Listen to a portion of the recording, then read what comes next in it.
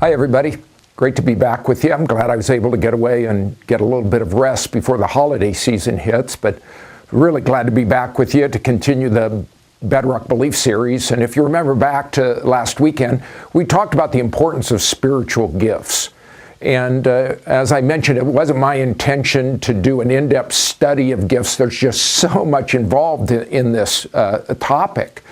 But what I really wanted to do was to give an idea, give a main point that everybody is gifted to minister. And I hope you got that. And you have a whole bunch of questions that have been designed to help you dialogue about what your gifts might be. If you haven't taken that spiritual gift assessment test that's on our website, I would thoroughly encourage you to do that. But in your group, to talk about what your gifts are, how you have seen them.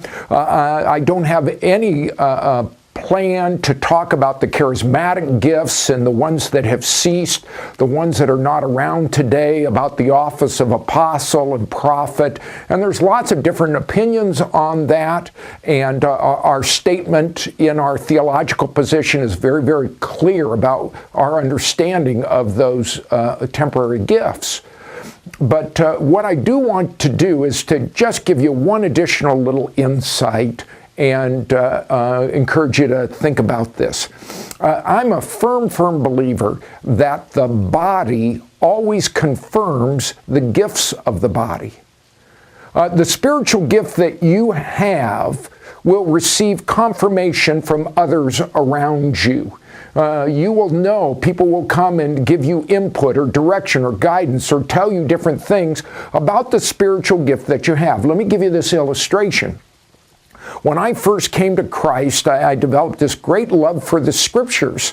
And for some reason, I got placed in, given an opportunity to do some teaching. Well, to prepare for it, very first time I ever taught was for junior high kids, and I asked a really good friend, a mature believer, to listen to my first teaching.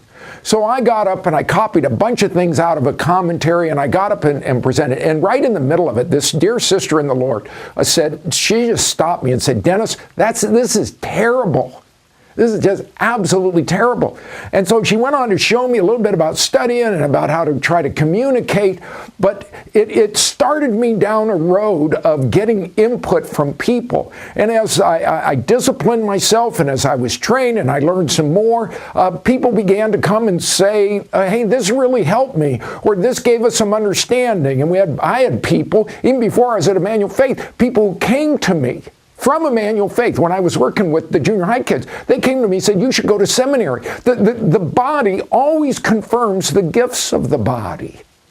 And so I'm just wondering how other people around you, maybe even in your small group, how they have confirmed the various gifts that you have.